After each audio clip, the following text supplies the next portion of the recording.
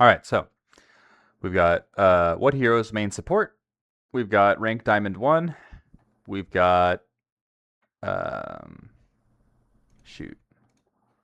We have what goals? Hitting GM. I learned Lucio and Mizuki. Um, whilst sorry, I'm fixing this. Things opening. Okay. I learned Lucio and Mizuki while my Wuyong is falling behind again. I want to fix that and be as flexible as possible while maintaining a level in which I can carry my rank games and also be main support with no mistakes like Funny Astro, except stage 2. Okay. How much do you play? 10 to 20 hours a week. I coached you half a year ago. I remember looking at that when I saw the notification. I was like, half a year ago? That'd be a really long time. That'd be before I was doing my new booking service, but it is. It has been like half a year because we're in July and that was in like I think like January. Um, okay. Makes sense to me. So what codes do you have for me? Um, so I've played a lot today, and against a lot, I've won a lot. Uh-huh. So I'm back to master, and maybe we can actually take a look at some Lucio codes. Sure. Um, and also we don't have to watch like the whole replays. One sec. Uh-huh. But rather just some rounds. Yeah, send me And whatever you have. yeah, and I also want to get your opinion on like swapping sometimes. Okay, sure. Because we just have to look at the first round here. Mm-hmm. Because I feel like, of course, when trying to learn a hero, I should get all the reps that I can. But like in a competitive environment, I take all the pros going for me that I can take. So like hero swapping is on the table. Yeah, for sure. Uh, that's it actually. And this is just solo queue ranked? Yeah, no, I think it's duo queue ranked with my flexi pairs. Okay. Yeah, so just a bit of advice. Whenever you are queuing with other people, do remember that the games are going to be harder significantly, and that's okay. You can deal with that. But the reason that they're going to be harder is because you're basically rolling some dice, and the dice say it says something roughly that like your the output that you have with your duo or as your duo needs to be greater than the output of their duo. So, for example, Mm-hmm. let's say they're Winston Anna is a group, or they're Winston or they're Anna. Let's say they're Anna Shion is a group. It's more similar to what you're doing. Um, your duo needs to be more productive than their duo. So if she's nanoing the Shion all the time and supporting the Shion on angles all the time, and that that's something you have to go against, they're going to be friends, so they're going to be more likely to use their abilities and help each other and communicate stuff. Um, now, when it comes to swapping, it's generally bad. It's generally bad to play more than like one or two heroes. I don't really know what exactly my stance is on this, but I'd say probably roughly until around Grandmaster, you shouldn't worry too much about playing more than like 2 to 3 characters at all.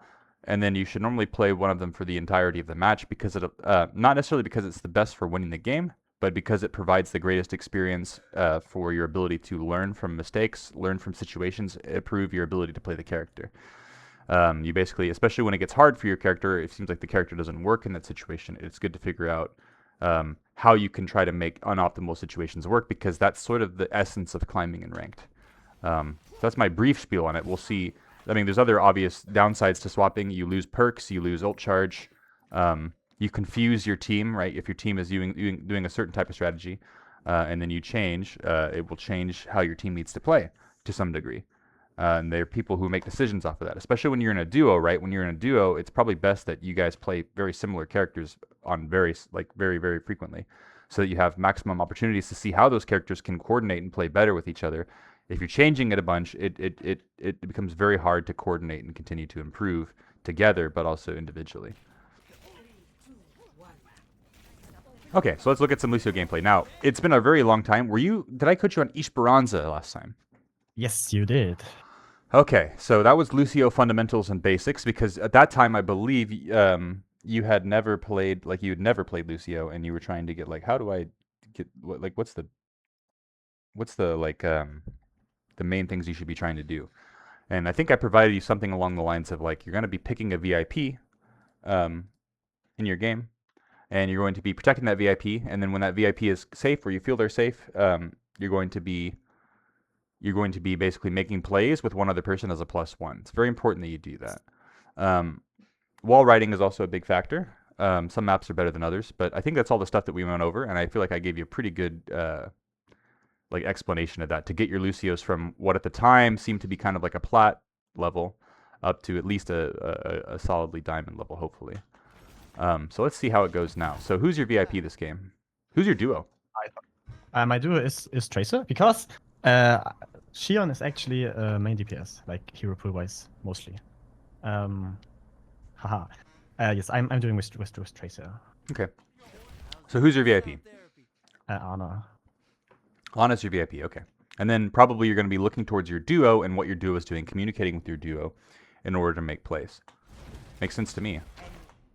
So, like, where is your duo right now? I have no idea, but we'll figure it out. Right now we got to protect our Ana. So our Ana's a little bit exposed, so we're making sure the threat's gone. Looks like the threat's gone now, yes? So, with the threat being gone, now I'd be looking to, where's my Tracer up to?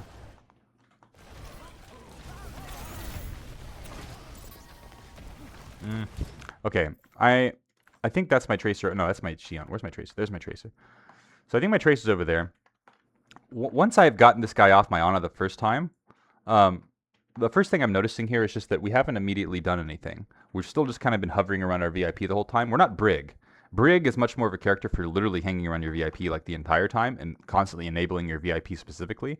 As Lucio, you need to find, you need to keep up with the pace of the game, which is going to get faster as you get higher rank, as you have, to be able to, sorry, to be able to do something in the windows where you can be fairly certain that you've helped your VIP from the person's attack. So here, your VIP gets attacked, right? So we're chilling. We're protecting the VIP, making sure they're okay. Now the on-run comes in to fuck with your VIP. See how she used her abilities there? And you've kind of forced her out a bit? Yeah, sure. Yeah, so now in this window, you have a window here where your VIP, roughly, it's up to them at this point. You've gotten rid of the threat. You've assisted them with the threat twice now. So now you have about 8 to 10 seconds where trust them to be alive, trust them to be on their own. We need to do something with the DPS. Now, we have Shion as an option who's super deep in their backline. We could try to get there, but it's really far. We have Tracer right in front of us.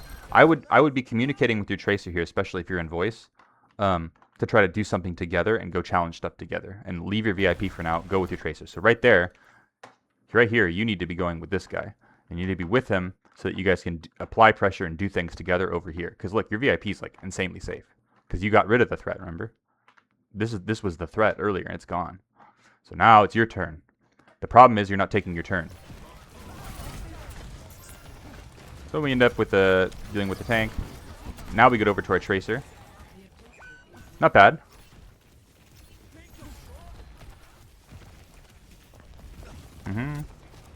And see, where is my Tracer here? So I have my Tracer. I have my Ana. My Ana's here. My Tracer's doing shit. Let's look at what you're doing during this time. So the fight's been over for a little bit. Right around here, I'm feeling like the fight's pretty much starting to resolve. My Tracer's right next to me. I want to go with, yeah, right there. So at this moment, this is when you should do what? What should you be doing now?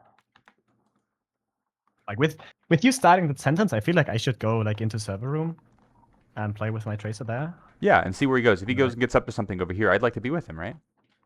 Yeah. Because our Ana is really safe right now. The threats are dead. Fight's roughly over. Your Ana is completely capable of defending herself at this point. There's no reason for you to be here. And then I think what you're about to do is go run up here and just kind of spam at them. But whenever you find yourself as Lucio, just kind of spamming at the enemy and waiting around, I'm going to write this down for you for Lucio, because this might be able to help you.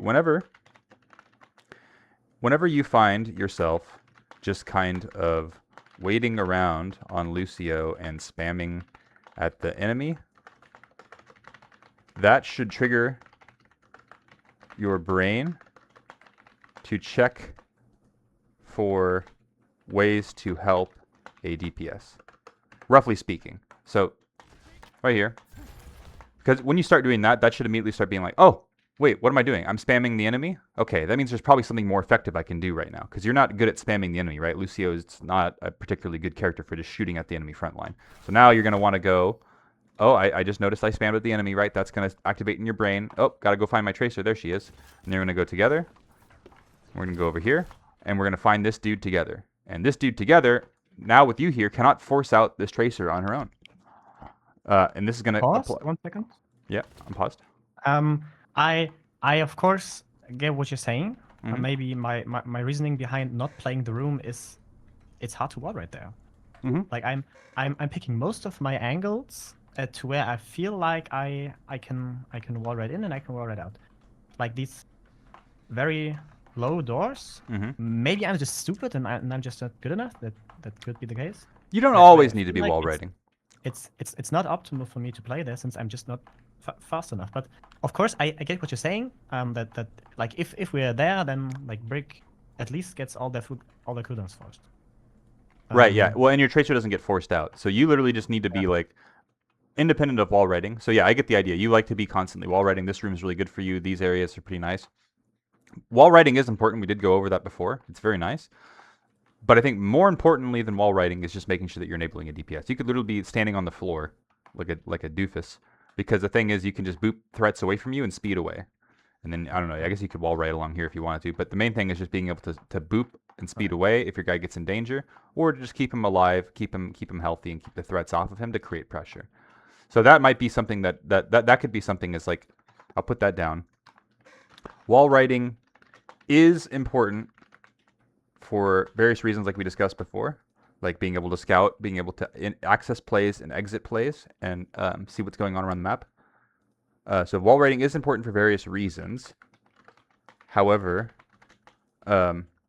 most important before wall riding is to ensure protection of VIP and enabling +1 to your DPS, especially your duo. So that could have been something that maybe is sort of distracting you a bit on Lucio's. Maybe we're too much thinking about the access to wall riding and not enough about the tactics of the game. Okay, so this is good. Threat could come to our VIP. So we're here, protecting. And there still hasn't been a threat to our VIP yet, but like I'm pretty sure that there will be soon. So I'm not quite free to go do stuff yet.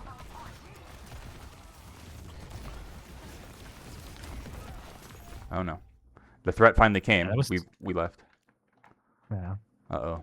That was stupid. Like it's just I panicked. That's just panic because the point was flipping and I thought I can touch it. Oh, I see. Yeah, that's just stupid. Okay, good. Yeah, you get it. Yeah. Just basically, yeah, the VIP and the enabling DPS is more important always than whatever else is happening. Unless the game is literally going to end. Like, the game's over if you don't contest. Okay. So right here, what do you think you should do in this situation? +1 my tracer again. Why not defend your Ana? Well, like there's a giant choke they have to cross before they can get to them.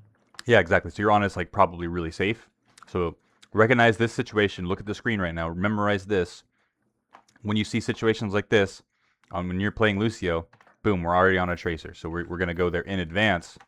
We're going to be with him. So when he gets to this angle, he's not getting forced out. Let's see what happens here. So he gets knocked in, loses the angle control. Now they get to keep this angle control, and it's going to keep you in the choke that much longer. Okay, maybe pause again. Yep. Yeah, because this doesn't work because I'm very stupid. But I thought like, okay, Ryan has Shadow, I have Beat. Maybe we can lift this, and we can get there after. Yeah. Like after the Shadow's done. That was my thought. Like I'm very tunneled on my ult here. Since like Beat is one of the strongest ults in the game. Like I think still even after the nerf. Pretty good. So I thought maybe I should play for that. But of course, like if you say okay, like the principle is above everything. Like get my VP safe and then +1 someone. I get that. But I feel like there are a lot of times where like coordinating ults or planning ults or using ults correctly directly wins fights and games, which I otherwise don't win. So yeah. I'm just not I guess, practiced enough, skilled enough to know, okay, when it's time to play for my ult and play with the team, or play on an angle? Well, for Lucio, I'd say so. Yeah, there's two answers to this question. The first one is that even in ult fights and non-neutral fights, so this is kind of an ult fight, right? A lot of people have ults. Even in an ult fight, it's very bad for a team to look like this right now. Regardless of what ults are available and what character you're playing, it's very, very bad for any team that kind of looks like this big clump of everybody in a straight line. It becomes much more like, especially for, like, let's talk about literally Shatter, right? Is Shatter more valuable when everybody's in one spot or when everybody's in many spots, yeah? Is it easier for the Reinhardt to find and apply Shatters when everybody's all over the place or when everybody's in one place? So I know you want to protect your team here, but the reason in general for almost every character in Overwatch that it's more important to be on different angles is that, like, for example, if you're over here in this direction, not only might you bait this rally or eliminate the threat of this rally before it happens, because I think she didn't even have it yet when your Tracer was initially on her, right? You're also opening the angle, so now the Ryan has to basically choose which team he'd like to shatter. And you still have plenty of opportunity to beat. Like, your beat can still affect all of these people. Like, if you beat from here, like, if you see him shatter and you beat from here, you're just completely fine. You don't have to be behind your team to, like, land the beat on them. You don't. It's like insane AOE. But regardless of beat, or like regardless of the situation, like that it's a shatter. Remember that every fight in Overwatch is basically a battle of angles. The team that has more angles will tend to win a fight. Not always, but they tend to win more fights than the teams that don't. It kind of honestly is just a little RNG. Like, even if you had a very, very skilled team all playing in a clump like you guys are right now, versus their team who maybe had, like, here they don't really have that many angles on you either. But I was talking about this in a team coaching recently, but like, when you have like five people crashing into each other, it doesn't really matter the skill level of the players that much anymore. Like a diamond team can beat a GM team like 40% of the time in team fights because it's fucking random what happens. But that's not, like, GM teams would never do that. GM teams would never look like this. So my best advice for situations like this is trust in the power of winning angles more than you would trust in the power of, like, yeah, you don't need to, like, set up your ult in terms of, like, with your team or whatever like that. You don't need to speed your team in or do this type of shit. You can do this from an angle. You could be just the same over here, fighting this Brig and making her fuck off, make the fight more difficult for Reinhardt, and then you can still apply beat no matter what happens. And unfortunately, because everybody's in a straight line, what happened? We all got shattered. It was very easy for him, right?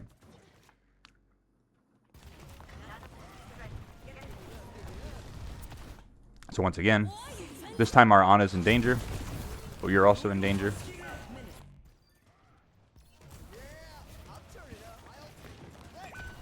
So yeah, I'd say the main thing that we're missing out, at least from this first round, which is one you want to look at, we're missing out significantly on our ability to help control angles. So we saw a couple examples. One example was this one here. The previous one was this one here.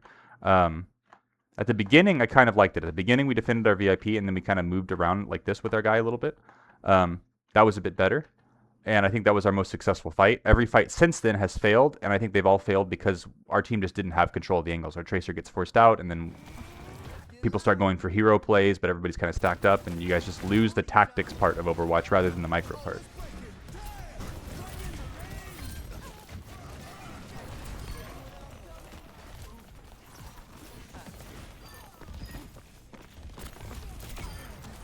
Hunting them down and killing them.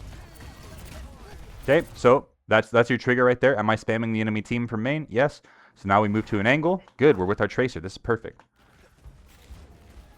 Well, hold on now. Right, it's perfect because, again, we're denying them angles. We don't want them accessing these rooms or forcing our Tracer out or getting to go over here and stuff like that for free. We don't want to all be just kind of like in this clump here where everybody can just shoot all their damage at us and take the different areas of the map as they please. We want our Tracer to feel powerful and strong. Okay, especially since he's our duo. Yeah, good. Go 2 seconds, like in the past. Sorry, like English is hard. Like here? Okay, so when I'm playing the angle with my Tracer, like on the left there, yep. I felt like I was standing there and I felt like, okay, my tank is setting up very far behind. Mm-hmm.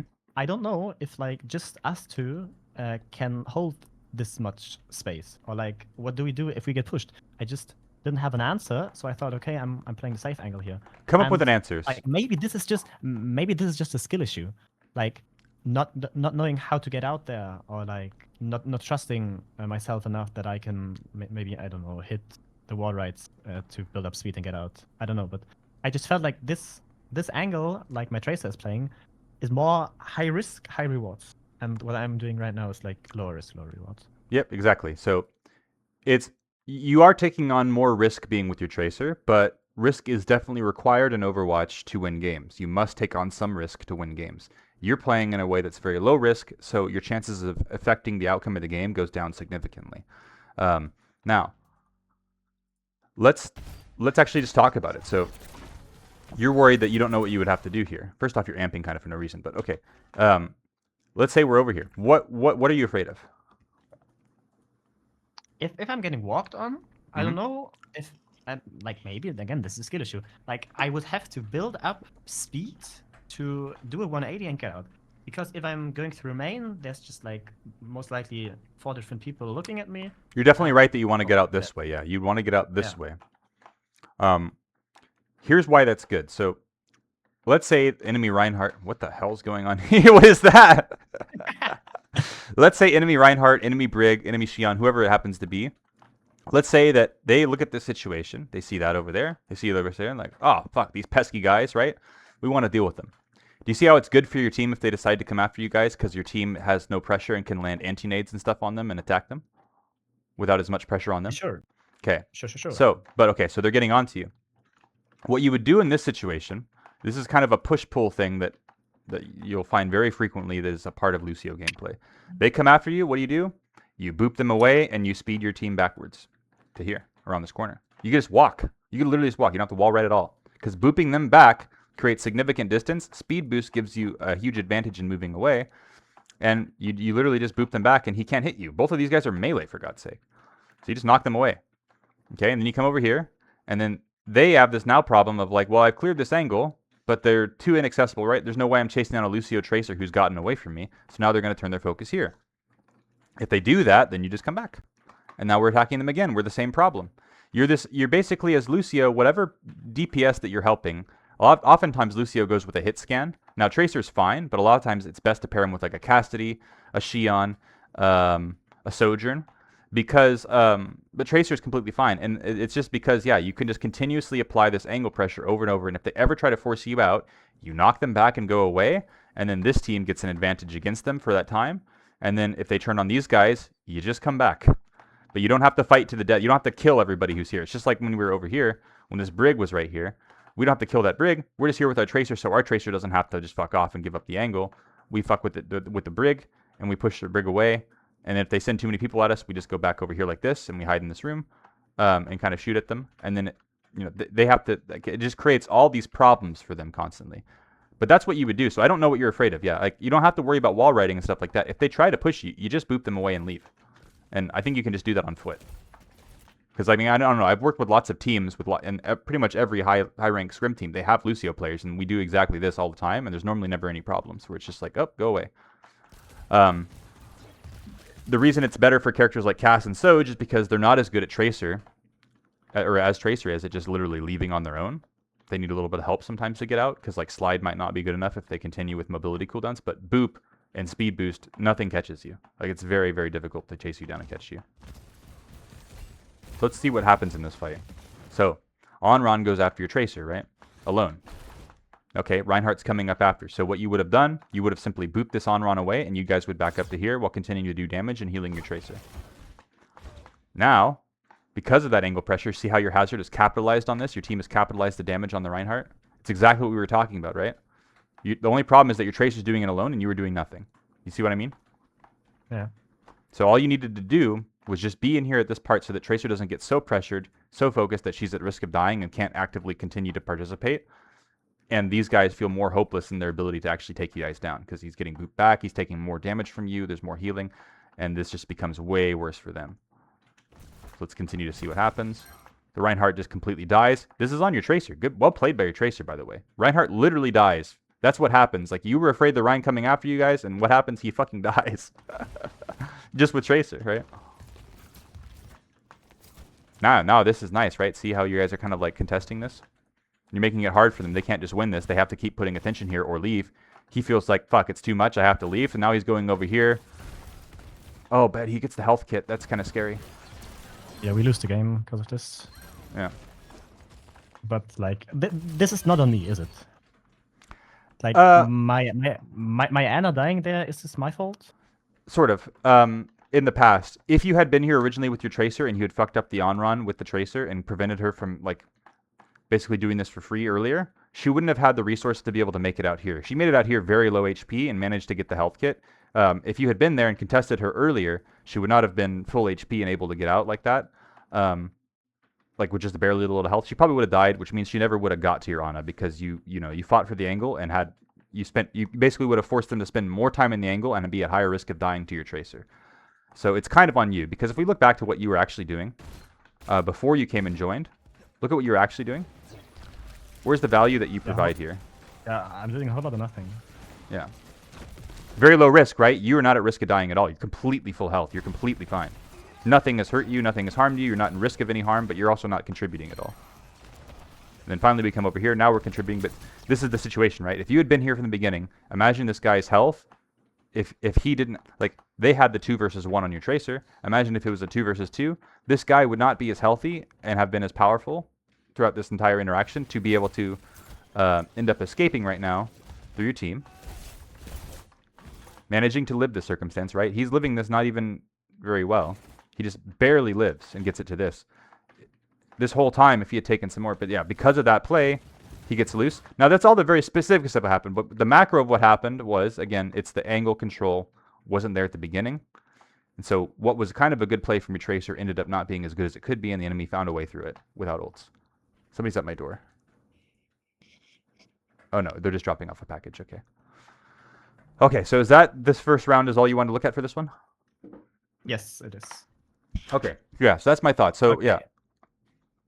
Maybe to recap this. Yeah. Give me something. Like, take more risks. Yeah, a good indicator for when you could take more risks, when you feel very safe, very healthy, this should incentivize you to take on risk because you can afford it. So when you're full health like that, in a situation like you were in a second ago, when you were just kind of sitting there and you saw you were like full health for a really long time, that should trigger in your brain, I'm really healthy. So now, because I'm really healthy, I can afford to take on a little bit more risk. It's kind of like if you were like one of your friends in real life was like moving, and you're like out there, everybody's moving packages, everybody's moving furniture, right? You ever been in a situation like that? Yeah, I did. Yeah. And then, okay, you take a break, you drink some water, you relax for a little bit, like 5 minutes. Now you're feeling really good again, right? Because you're feeling good again, because you're feeling healthy, that affords you basically that means that you can afford to put in some more work because now you know your muscles are fresh, you're very healthy. So now you can move some more boxes better. What's happening now is that basically you're feeling like that healthy, but you're kind of not helping, and your friends are still moving boxes and stuff like that when you could be helping them a little bit. So you kind of have a duty. So that's a guide for that. Another guide for you is that when you are spamming like that, that should trigger to, like, that could remind you, hey, keep an eye on the DPS. Let's make sure that I'm like trying to help in some degree control angles. I think you did a good job of protecting your VIP for the most part. And then wall riding is important, but angles, very important. So try to predict where angles are important. Try to, especially when you're playing your duo, try to go and enable them more. It's okay to play with them for a lot of the time, and you basically work as like a little more. It's like more effective than a mercy pocket is having a Lucio with you. Like in scrims, that's why in scrims in an organized play, you see Lucio and a hit scan on an angle, and you don't see a hit scan and a mercy on an angle, because mercy cannot help. Like when that Reinhardt or that Brig comes and pushes you, and you're mercy, you cannot help your guy get out. You have to fight it to the death. That's your only choice, because you don't have the way to like make them go away and help you guys get out faster. So you have a lot of tools, so take on that risk. And remember, low risk, low reward means you're not affecting the game as much as you probably could be. A lot of the other stuff looked fine for Lucio. Your ability to control your character looked a lot better. Your ability to fight people looked a lot better. We just didn't apply it enough as much maybe as we should have. Let's look at the next code. Yeah. All right. So this felt like just a dogfight, I guess. So this is like 2 flex DPS versus 2 flex DPS with a dive tank. This was straight up crazy. And I also feel like when we have this situation in scrims, whenever we play dive versus dive, Uh-huh. I'm just shit. I'm not doing I'm not doing anything. Is this a scrim code? No, this is still ranked. Okay. And even to the point where I thought of like maybe picking up Jetpack at, Huh. because I just feel so useless playing Lucio in a dive versus dive situation. And this game, oh, we have an Emre. Maybe right now, maybe this not is in a second. applicable. Yeah. Okay. Okay. I'm just stupid, I guess. Could be. Why does the Emery alright. matter again? Sorry. Like in scrims or in officials, I feel like I'm staying with my main DPS a whole lot. I'm not contributing to like the main lane fight. Yeah. Okay. A lot of that is being able to recognize how powerful you are and how invincible you can kind of feel as a duo with Lucio and let's say an Emre. So let's say it was Lucio and Emre on this map. The two of you, like your team could go stage up here or something like that, and the two of you could literally just go hold cage very aggressively because the main thing I think that you're not maybe utilizing, my guess would be, and we'll see in this game, for example. But the main thing is just that you really want to push your limits as this group and take on a good amount of risk because your character is so well kitted to accept that risk and deal with it. And remember, like your ability to boot people back and speed your guy away is very, very strong, and then passively heal him as well throughout his engagements and poking and stuff like that, and finding good angles. So a lot of times in like dive mirrors and stuff, that's what you'll do is you normally function with like in a scrim setting, you have a 3-2 split. Your Lucio is going to be with somebody somewhere, and you're going to be enabling them and looking to aggressively take those fast-paced angles and communicating a lot, right? When you're 3-stack, when the people who aren't you guys is getting pushed, you guys need to quickly find a way to do something to apply pressure because they're not pushing you. You have to then invoke the threat that you guys provide to the game. You have to be like, okay, you're not looking at us, fine, we're going to kill you then until you start looking at us. And then if they do look at you, then you have to leave. That could be part of it. That's a huge push. It's a push-pull factor, I think, that's very, very important to understand for Lucio. And it requires, especially in scrims, good comms, right? If you're better than the DPS you're going with, if you're a higher skill and you see the game better, you can order him around and communicate him. You can drag him around like, no, we need to push. They're attacking our guys. So like, let's take this right angle. Come on. Like, see the things that are good for your guy. If your guy's better than you and he's better at communicating, then have him take the lead of the places he wants. But he needs to feel the freedom. You need to get so good at working together and doing it frequently with each other that he understands what he's capable of with you having his back. Because the thing is, most people play solo queue a lot, and in solo queue you can't trust anybody. And so an Emre would not, like, I don't know, let's say a situation like this, where let's say we have these three guys kind of together, and then you and Emre were supposed to be together, let's say, and so you guys came over here. He's going to feel very anxious about where he can stand and what he can do if it's solo queue, because normally, if he tries to do something like this, he has no guarantees, and he's just going to be on his own. But you have his back, and this, the two of you, makes you basically impossible to be killed by any one person. They have to send a lot of people at you, and even then, it's questionable. Okay, so we're up here while riding around, we're scouting.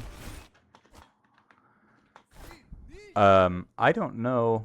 I guess your VIP is probably the Ana again, but I also don't know where any of your DPS are. Okay, keep our guy alive, make sure the threat's gone. Threat is gone now, so let's go find either our Tracer or our Emre. I think since we're queued with the Tracer, we'll look for him more, just because, like I said, in a duo, even if it's more optimal to be with to play around certain other characters, like in this case, I think the Tracer can be more independent, and you'd probably play with the Emre more.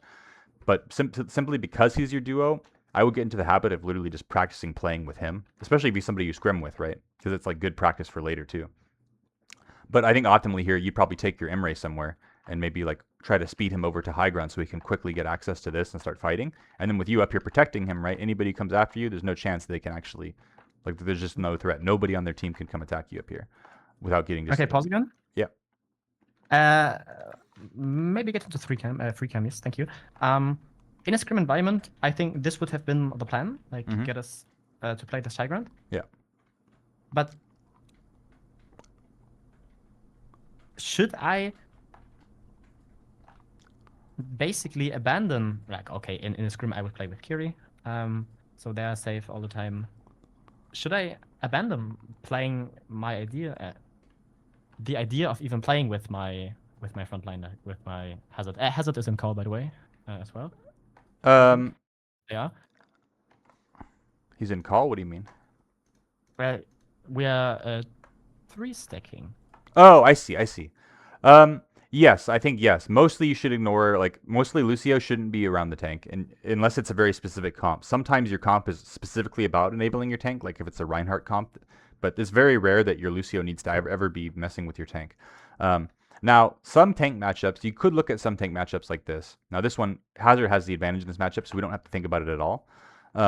But some tank matchups, like let's say Junker Queen. Let's say like Junker Queen's a common example, so I'll use her example. Let's say it was a Junker Queen versus your Hazard. You might think about, okay, I'm gonna watch over, before I go and do anything with my DPS. While I'm in the process of kind of like hanging out near my VIP and supporting them, which is normally closer to your tank, because they're going to be kind of more responsible for that, because you're going to be conditioning them to do that by playing with your DPS a lot. It worked out fine last game. Your VIP was always near your tank. You might pay attention to things like when the queen uses her shout or her axe, just to go quickly disrupt it with one boop, because just turning them off with one boop and then doing, like, you don't have to do anything else. You could just literally boop. If you just boop her when she tries to axe or when she tries to use her things, you've ruined her engagement and given your tank a massive advantage in that tank trait, and then you can just go do something else now. You don't have to stay there.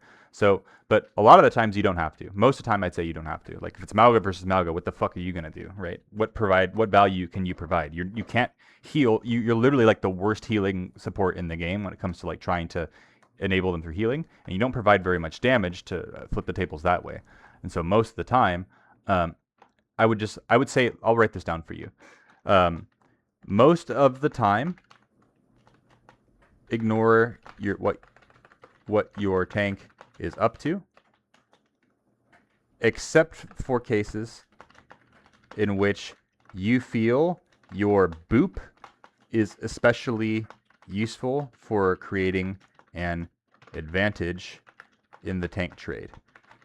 And typically, when your boop, remember this part because I'm not going to write it down, but typically, when your boop is useful in the tank trade, for whatever reason, let's say it's an enemy, I don't know, like maybe an enemy Reinhardt or something like that, one boop is good enough.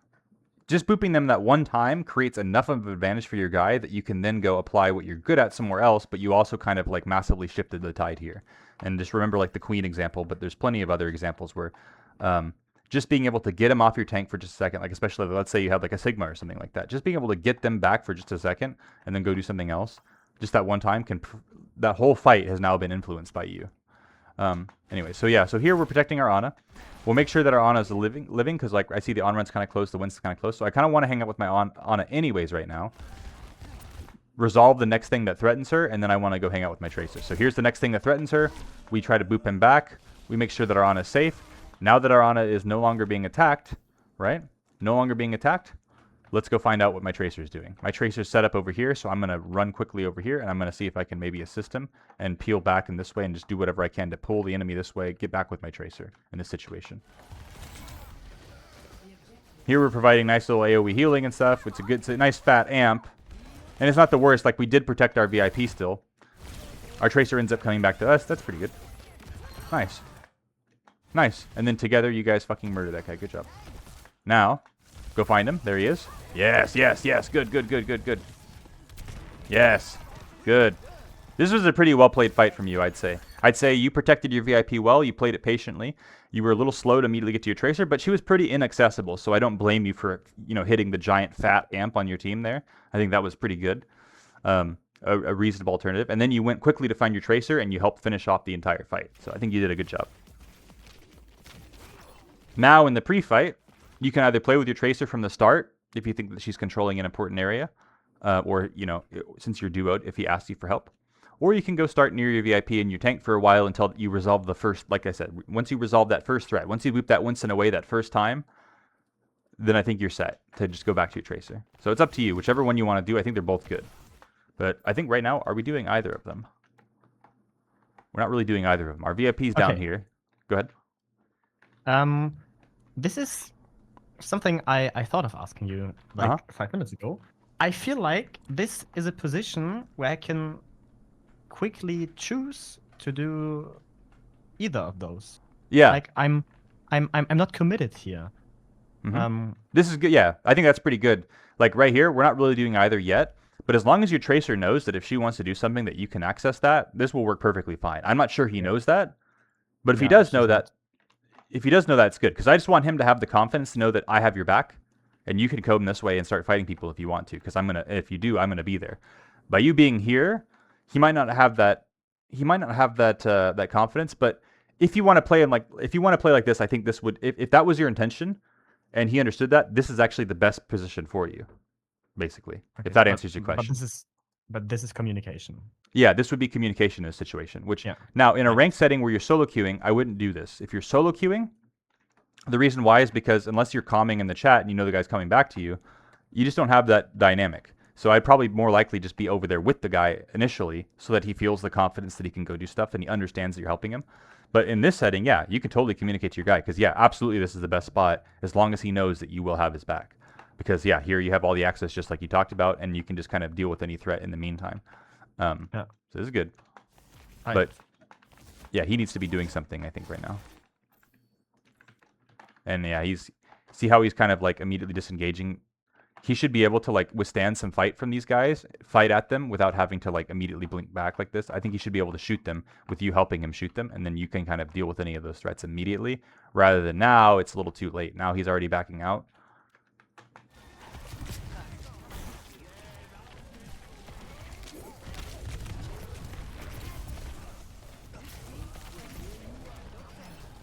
Nice maneuvers. Nice maneuvers. Okay, find your guy. Find your guy. Where is he at? There he is. So, is this guy safe? Yes, so go.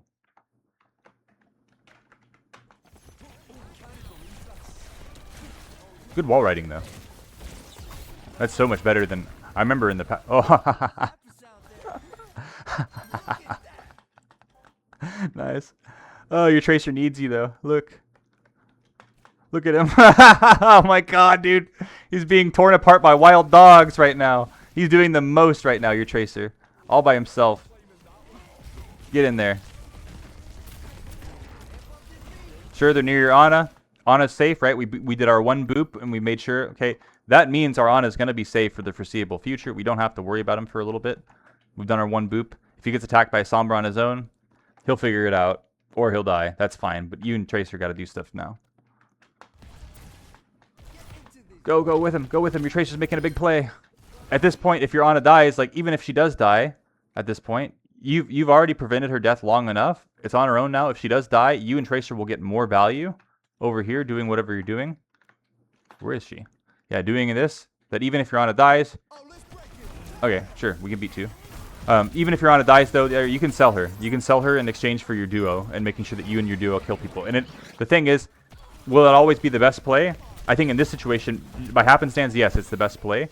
But more importantly, it's about practicing with your duo, especially if you're scrimming with them, and instilling that confidence, instilling that coordination and teamwork, and that comfort level with each other. Yeah, I got that. There he is. So we're playing with him now. That's good. That's good. We found each other. It seems like we're finding each other more out of convenience rather than finding each other out of intention.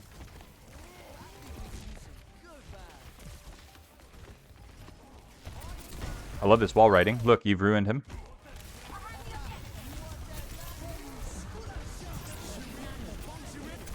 Good. This was excellent. This is the perfect play from you. Wow. Look at this. I want to show you this. Look at what your Tracer's doing. Right? See that? Okay. Winston comes in to attack your VIP. You deal with it the best you can. You apply your one boop.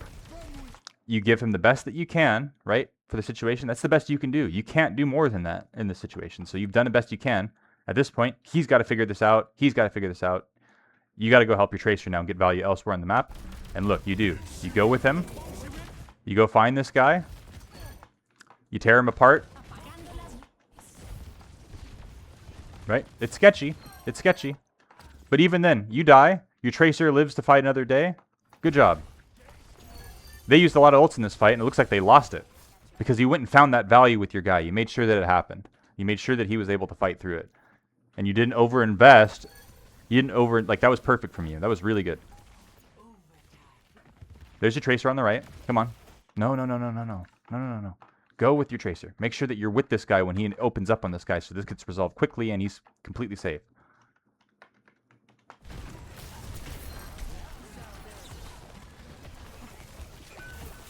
Okay. I'm lost. I don't even know where your tracer is. Yeah, you get torn apart by monkeys. Do you win? Yeah, you still win, I think. Maybe? Okay. Running in on our own, not the best plan when there's a guy right here. I would just go with him and attack whatever he attacks instead of going first on a dude. But not terribly important, right? It's right at the end, but just a note. Any other rounds you want to see from this one? No, I don't think so. Did that seem helpful, just reviewing that and showing you what you did good? I felt like I played horrible this match. No, right? Well, maybe this match, but like at least in this round, I'd say for the first half when they were in control, or like when they were winning, it's because you weren't really doing your job quickly enough. There was one really flashy play when you amped these guys when you went and found your tracer. The times in which it wasn't going well for us was times where we weren't necessarily with our guy, and they were able to get one over on you guys pretty quickly. But then as soon as you went back to your job of protect the VIP and then go enable your tracer, boom, you won the fight, and you just did that until you won the game.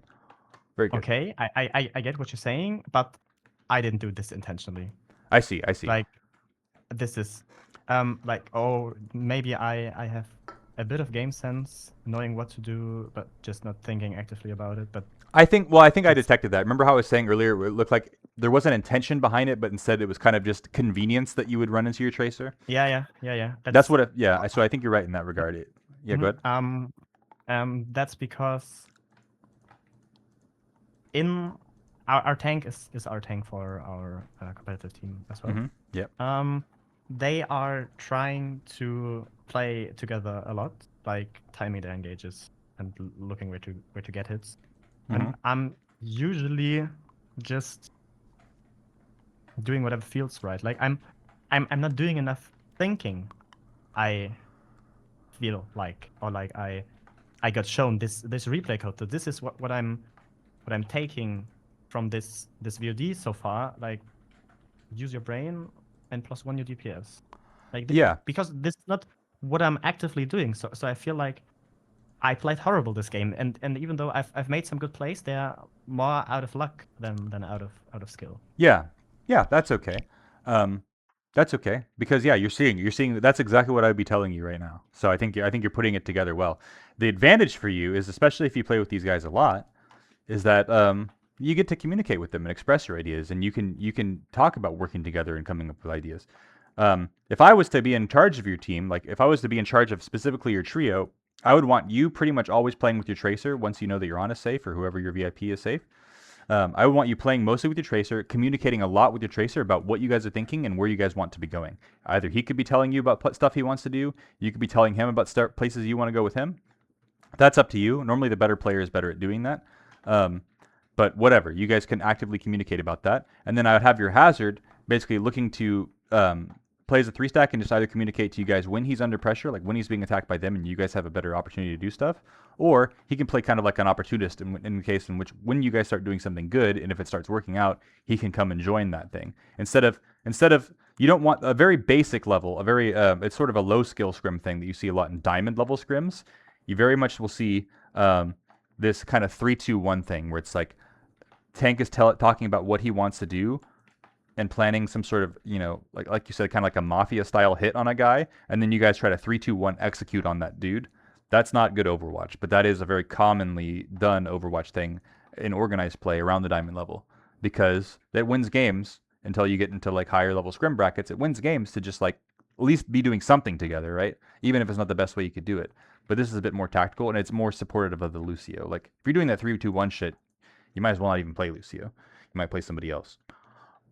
But this was pretty well played. Yeah, it just kind of happened randomly. Okay, so let's take a look at the second round.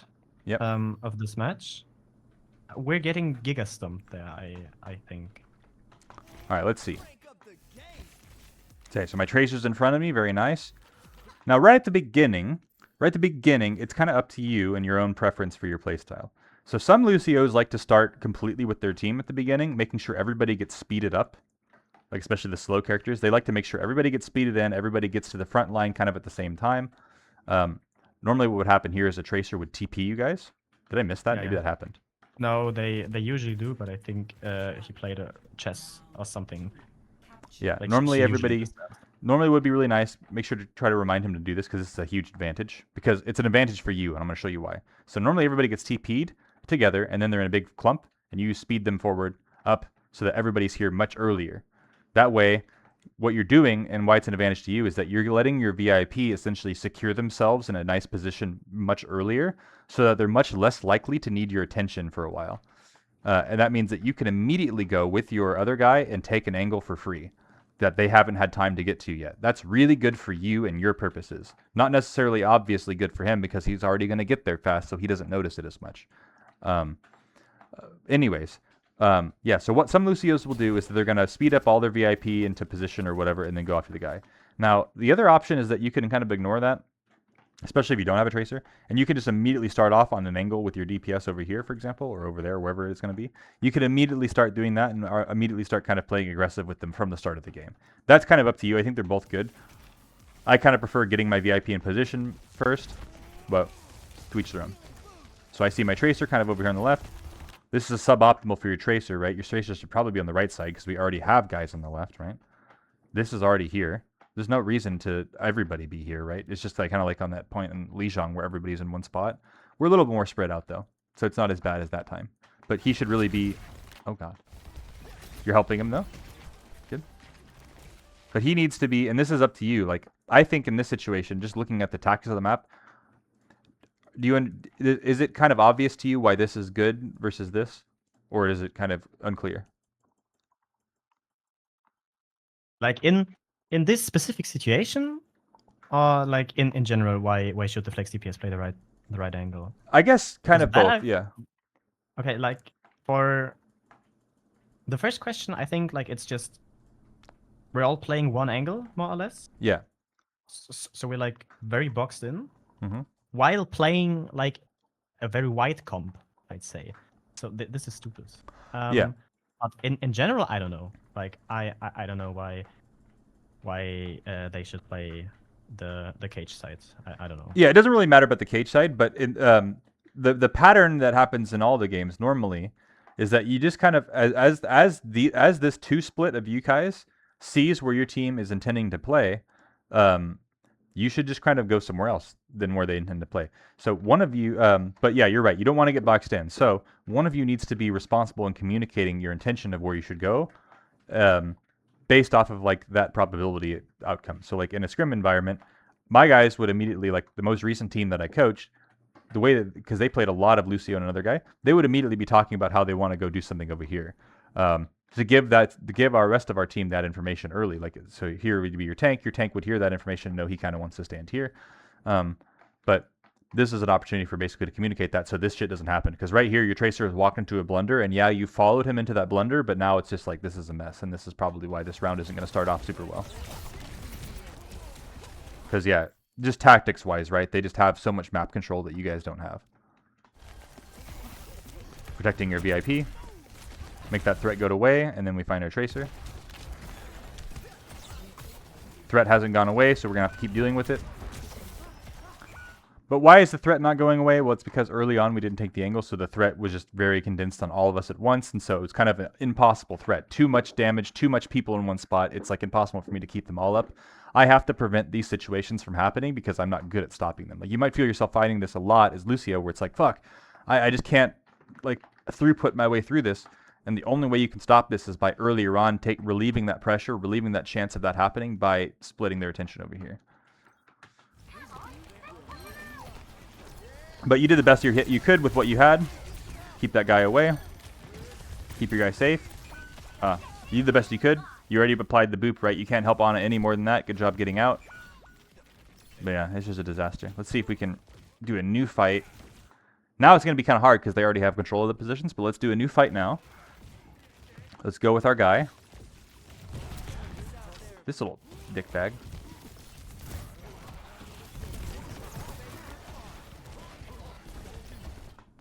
Yeah, I don't know where my guy is. You could try to help with this, but like it's just Lucio's so bad at doing this, like helping the tank get out of difficult situations like this. I don't think it'll even work. Yeah, like here you go. I'm gonna apply maximum possible peel to this guy. rather than enabling your Tracer and going and killing, you know, this guy earlier on, he dies anyways. Like, you can't really, like, Lucio just can't really do that. He just doesn't have he doesn't have any tool in his kit like Suzu or something like that that enables him, like Ana does or like Kiri does. And that's why you don't really go with them. Unless it's like Reinhardt, because he benefits so much from speed. Okay. There's my Tracer. Okay.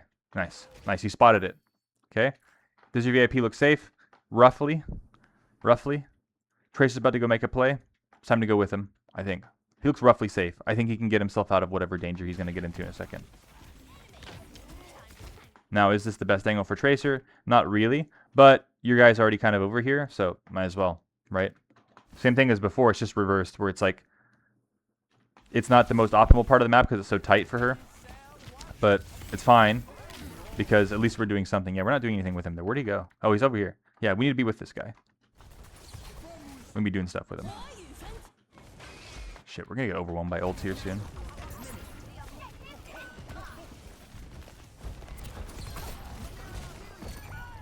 This is looking like a snowball. Nice try.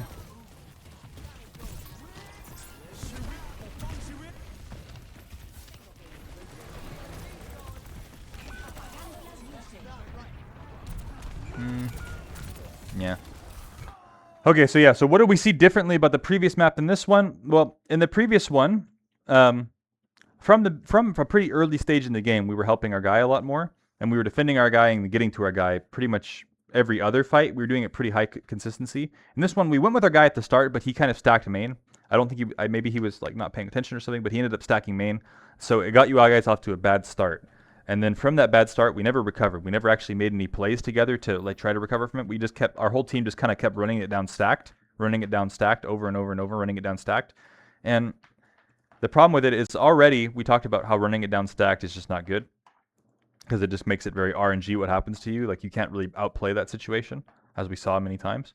But the other problem with running it down stacked is that by having control of the point, they kind of have the defender's advantage. So it becomes extra important that angle control need to be established. Angles need to be won before we can just push in. So if we never win them, yeah, we're just getting the whole time. What happened? They were just all over these different positions, all over the different parts of the map, every 100% map control, and you guys were just funneling into them over and over, and it was just kind of impossible to do anything. So could we have fixed that? I don't know. It would have been hard for you to fix it at the start, because you would have had to communicate to your Tracer the idea of playing, you know, away from your guy, which you didn't have at the time. But that's what happened to you guys and why you lost. Nothing wrong with the comp you're playing. It's just wrong with how you guys set up the initial fights and then how you tried to do your retakes. It was always just, you know, down, everybody together, everybody together, everybody together.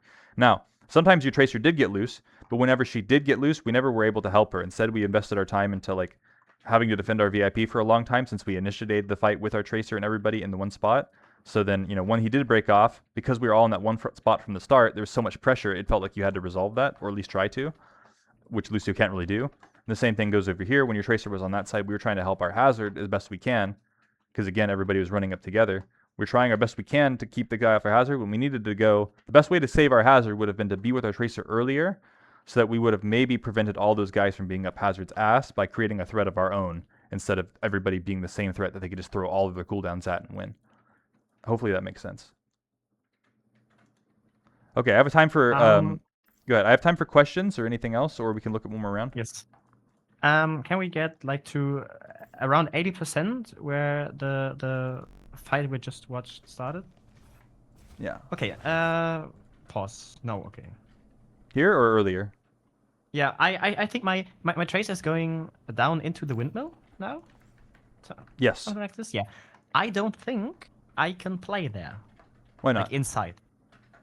Because I feel like, again, a wall riding issue, and now they have a Lucio as well. They're playing 2 flex DPS. They're playing a more divey tank. So I feel like I fear, or I feel like I die here. But this is just a skill issue, isn't it? Sort of, yeah. I'd say like you're definitely more at risk of dying there than what you're doing right now. But you can access the position pretty safely. Like you can get here with your Tracer however you want. And then once you're here, like, who's going to attack you? Well, I guess the Winston can come after you. I guess the Lucio can come after you. And that's good. Even if they kill you, that's better than what happened, right? because over here they're just killing everybody in a big clump of death where you can't do anything. If they come over here and you were able to buy significant like 15 seconds and attention and cooldowns, this frees up your guy so significantly to have impact in the game that even if you end up dying, it's good. But I don't think you would. I think if they try to come at you, it's quite annoying. One thing is if he comes at you from here, he might get booped into the well. One thing is if he comes at from you here, you can boop him through here and you can weave this cover to not take damage. You have a mini. You have so many tools to survive, to continue to rotate with your tracer. He has so many tools to survive. You're extremely slippery and difficult to catch. And yeah, I could see you maybe dying over 20 seconds, especially with this many ults that they have. The Sombra maybe being a threat as well, being able to trap you. But it's not, it's still definitely better than this. It's like way better than this. Because this, look at this. It's just, everybody's just, all this shit. Not good. Over here, this guy's getting some attention from the dude. It's going to be more worthy attention with this guy here. And yeah, he gets beat, but we knock him back. Maybe we get primal out of him. Maybe we're able to kill this guy together, create some threat, prevent them from helping, draw attention. That's all we can do. And don't worry too much about the wall ride. Trust in it. Wall riding is good, and you can get here through wall riding. And then once you get outside here, if you needed to escape or something like that, and Tracer had her own way of escaping, you can try to like wall ride out like this, and you could probably be fine. But don't be afraid of just the very simple like noob Lucio move. But it's not noob because like noobs don't do this. But the move of literally just like using the cover like a normal character, booping somebody away, and then using your speed aura to like quickly wrap around corners and keep creating distance and making it impossible for you to kill. If he chases you out here and continues after you, right, you have the threat of booping him off the map. You have all these different things, but I'm not thinking about all that stuff. I'm just thinking of I'm with my guy and I'm going to boop him back and speed away. That's, I think, the main move that, or one of the main micro moves that you could serve to benefit you is trusting in that, in the utility of that move. Very good move. Okay, any other questions? I'm going to put that move down there. I'm going to just say trust in the utility of boop enemy back to protect my guy, and then use speed aura. It doesn't even have to be amp speed, right? Just speed aura is fine. It's good enough. With the boop, with them being booped away and you getting that extra movement speed to get around corners and stuff, you're not going to die. So boop the guy away and use speed aura to create distance and live through aggression. Because yeah, a huge part of Lucio, the best way I can finally sum it up is that essentially a lot of what you want to be doing when you're helping your DPS as Lucio is you want to be basically becoming an impossible wild goose chase that they can't kill. You're the best character in the game for enabling a DPS on an angle, and the reason he's been meta for like 7 years, right, is because of the simple fact that nobody in the game is better at protecting a DPS than you are and rotating them around the map. Nobody's harder to reach, nobody's harder to pin down than you are because of your ability to literally just boot people away and just continue the wild goose chase forever. You're so hard to pin down and kill. It's so inaccessible for them. So you win games very frequently by leveraging that inaccessibility to provide your DPS with essentially God mode. And yeah, mistakes can still happen. Bad things can still happen. This guy can get one shot, right? It's Tracer. They could they could ult and over push you and kill you guys really fast before you guys can help. But it just creates so much more opportunity. I think that's the main thing that you could probably benefit from the VODs that we looked at. Other than that, a lot of the gameplay looks a lot better than I looked before, especially control over the character. Okay, any other questions? I don't think we have time for that. But like I can spare time general, for like some questions if you have them. Next round we're playing a more brawly style. Uh-huh. Like I think we swap to Orisa. Yeah. And I feel like my job kinda like it's probably still the same, you're gonna tell me, but I feel like I have a lot more responsibility for like speeding my tank, like speeding my front line. To get to places faster? In this comp. Yeah. Yeah. And like also when we're pushing or like when we're walking, I feel like just Orisa isn't fast enough to kill anything or like to even hit a spear. So I feel like I have way more responsibility for playing with my tank in like this comp than the others we took a look at today. Yeah, you're definitely onto it a bit there. In case of that, like compared to Hazard, right? Compared to Winston, this guy could benefit from he stands to benefit a lot more. Hazard can already jump on his own and wall climb and shit like that. This guy, he's slow as hell. The only question is, is basically is a slightly faster Orisa, because Larissa's biggest problem in general as a character is that she's slow as fuck and hard to get to things. That's just her problem, and you can kind of help with that problem a little bit by making her a little faster. But the value statement it's going to be up to you is basically is playing with this guy and doing the shit that we're capable of on the angles and applying the pressure that we're capable of. Is that going to be more valuable than making this guy a little faster? So it kind of depends. Sometimes it is, sometimes it isn't. I don't think specifically for, like this I said, like only really a couple tanks are ones that I'm interested in speeding. People I'm interested in speeding are Sigma, Zarya, a little bit, and but not even really, but Zarya a little bit, and then Reinhardt. But Sigma, Reinhardt definitely so. Like with those characters, I can directly see how speed translate because of how much power. But like with Orisa, she doesn't become like, she's not that much more lethal being a little bit faster. But she's a little bit better at surviving. I don't know. But especially into their comp, right? Like Orisa's not gonna, like, you're not really having a threat of like, I don't know, something that's really nasty for Orisa, like enemy Cassidy, enemy Zarya, enemy Reinhardt, stuff like that, where she can kind of get run down and take constant pressure that you need to babysit her. But you're right that you should put a little bit more attention into her and just try to check on her if she feels like she can't catch anything or she's being way too slow. But the problem is most of the time, just because of the nature of the character, even with more speed, she still has the same problems because she's still so easy to avoid. And she doesn't do that much from getting that benefit of speed. Like, it's not like she instantly kills people now. Unlike Reinhardt, who, if he has just that little bit more speed, he's so insanely lethal that he just kills multiple people at once from being in the right spot. Like, it's so important for Reinhardt to be on top of them. As Orisa, it's not as important to be literally right on top of them. She can function just fine from mid-range. Like, she can still use her abilities, whereas Reinhardt can't do anything unless he's literally standing on them. And then Sigma, he's so vulnerable to being ran over that sometimes he needs the same service that you provide for this guy of like boop him or boop somebody back and then move him away. So let's see what you do. So I'm just going to watch this from overhead. Because I want to see, is there any time this game where, oh, because you were here with the Orisa, it was useful?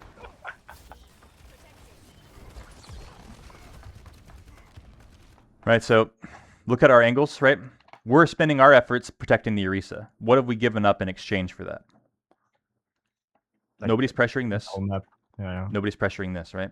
So already, because this guy's playing so passively, and we're both trying to heal this guy, these guys are suffering, and they're not able to contest basic things like a Sombra on an angle.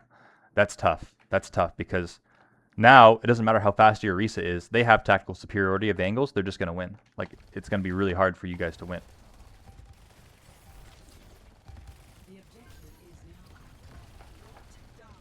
Go a little faster. Okay, you guys are winning the angles now. Your Tracer's doing a good job. You get hunted down and murdered. Okay, so did she benefit at all from you being there? Yeah. No, I died because I'm trying to phrase it this way. I died because I tried to help my Tracer win the coast angle here. Mm-hmm.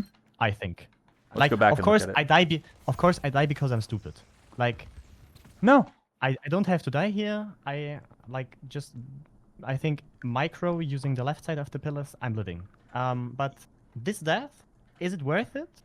I think so. This is an excellent play. Your Tracer is the only person that is currently fighting for. If you weren't doing this, you'd be fucking standing here with all these idiots doing nothing, right? You're doing something actively with your Tracer. This guy needs to go now. This guy needs to go right the fuck now. Which he probably will soon. It's a little slow, but he probably will soon. But yeah, this is what you should be doing. And yeah, you could probably maybe find a way to live through this, maybe not. But you're at least coming over here to enable your Tracer, because otherwise, if you didn't, he's just getting forced out. You lose all the angles again, and then again, back the pressure on your guy. Not as good. Let's see how, though, if it actually does work out. It's kind of all over the place. It could go any direction at this point. Yeah, it looks like it worked out. So I just want to show you. Yeah, that whole beginning of the fight, right? We're just sitting there with our Orisa or whatever, kind of doing whatever, not initially taking the angle. The second that we did do the thing, we immediately, we died for it, but we won the fight from it because we went and relieved that pressure off a Tracer, let her make the play, let the trades happen. It was pretty good. I think you spent too much time on the guy, Like, I don't think you really healed him much more than he would have been healed. You didn't really boop anything important off of him. You didn't speed him around really fast. You just went and helped your Tracer at some point. So you won the fight. Let's keep going. Nice. Look at you. Look how much maneuverability you have. This guy's doing a play right now. Looks like he's...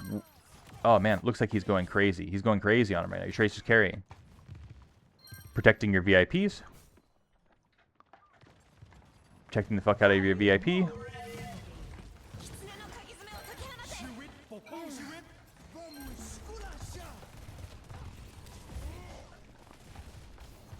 Hey, this whole fight, I remember this because it was like 4 hours ago. But this fight, I just felt like I'm in constant survival mode. Yeah. Like, I don't know what I'm contributing in this. Yeah, throughout this fight, you were mostly protecting your VIP, I think, because you were near your Curie a lot, even from the beginning. You weren't with your Tracer. You were with your guy, so you protected your VIP, and you made sure that he didn't die early, which was a good job. I think you did that. And then after that, you kind of just floated around a bunch of places, and then you eventually just used your beat to try to help your guy live. I think you did. I think you did roughly fine. The only difference is probably right at the beginning, I would have been with my Tracer instead of being with my VIP to put the pressure on them first. Your Tracer ended up really deep, fighting the on-run. This is a crazy angle. Like, I don't feel like I should go there, should I? It'd be pretty crazy on your own, but you have a Tracer with you. So what can they do to you? Maybe this is just panic. Maybe it's just like the idea of 5 of them turning and killing me. But again, maybe in this time, like, my team can like shoot them in the back. Yeah, they'd be shooting them in the back this whole time. Like, it's hard for them to reach you. They'd have to commit back to you. You're stalling out the game. You're relieving pressure off your VIP inadvertently. And you have access to just speeding out with your Tracer once they start coming for you. It takes them so long, right? If they really send everybody, then you just run out with, you have all this wall ride and ability to get the fuck out if you need to, and you're just back to neutral again, and you can restart. But what probably would have just happened is Tracer just literally by herself assassinated the on-run in a 1v1, and then the Curie TP'd in trying to save her. You guys would have killed her as well, and then you just go back to the team, and then you win. That's what would have happened. But what could have happened is, yeah, they all peel for you. But even that's good, right? Because if they all do, you just run the fuck away. You're so hard to pin down. Now, this team is better. The team you're against is better than some teams at chasing you down, right? They have Invisible Sombra who could show up that you might be worried about. They have Winston who can try to leap after you and chase you down. That's better than a lot of teams have. In terms of, a lot of teams are just so static that it's impossible for them to come after you. But the cool thing is that like there's always advantages for anything like that. So yeah, they can chase you better, but they don't have a Cassidy who can just shoot you in the brain from like 30 meters away and kill you instantly, right? They don't have anything like that. To get to you, they have to actually get to you, right? To kill you, they must get to you pretty closely to actually, like everybody on their team, right? Nobody on this team can kill you from far away. So as long as you create and maintain distance, you and Tracer are invincible to their team comp. So their comp kind of sucks against yours if you leverage that. Okay, let's keep watching. So you're with your Orisa. Was it necessary to speed him a little bit there? Did it help him? I don't know. He was already just walking forward. Did he walk forward super good? Nice. You baited some attention up here. That's pretty cool. Look how they all went up there. Now let's go with our Tracer, right? I think now either we defend our VIP, so we can defend this guy, which looks like this guy's interested in him, so you'd probably defend that. Or you can sell your VIP since it's a Kiriko and she's better at living than the most characters, and you could go over here. If you all end up stacked for too long, my only worry is that like things like EMP are on the table. And then like we talked about, these guys are just all like close range characters, so if they all get on top of your guys, it can be pretty scary. Just the AoE value. So okay, we're protecting our VIP, that's good.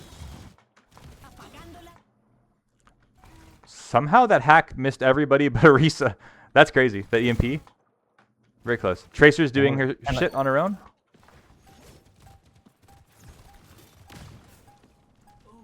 we don't win this game because we did better, because they did worse.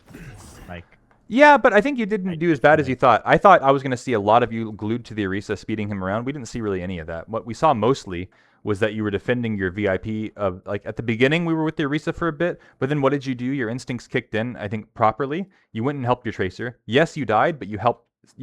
You doing that action won you guys the first fight, almost like hands down on you. Okay. From then, I think most of the time you've been either next to your VIP protecting him, and then enabling your guy when you can, but you've mostly just been protecting your VIP. That's not bad. Like, at least you're protecting your VIP. Now, is it useful that you were playing Lucio here? Would it have been better if you were playing Brig the way that you're playing? Yes, because Lucio can, the part of Lucio that you're losing is like the stuff we talked about before, where his maneuverability around the map with your guy and able to help him. Brig can't do that shit as well. But Brig can protect a VIP better. So, yeah, you would have been more effective on Brig here, but I don't think you played too bad. I think that's perfectly acceptable for Masters level Lucio, what you played in this round. Okay, so for the future, just start my Reddit Lucio arc and die a lot. Yeah, the Reddit Lucio thing though is like that's when he's going in by himself, like that guy on the enemy team, right? You saw how the enemy Lucio, kept like diving across the entire map pretty much by himself and was running at people. That's dumb. That's just extremely high risk for only a medium reward because he's just not a burst damage character. It was a little bit better in the past because people had lower health totals and they had a lot fewer cooldowns to just live a guy jumping on their head, like back in like Overwatch 1 especially. But these days, that's just not really a valid strategy. You need to be with a teammate, especially since you're duoing.